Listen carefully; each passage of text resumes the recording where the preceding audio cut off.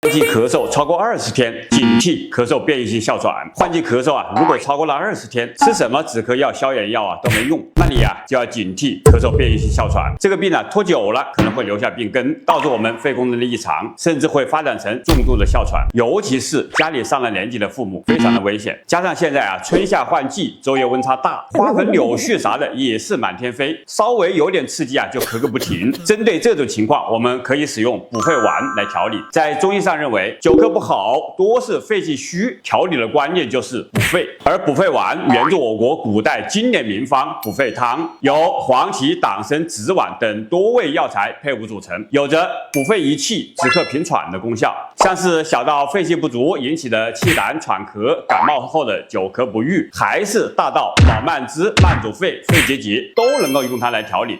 您都记住了吗？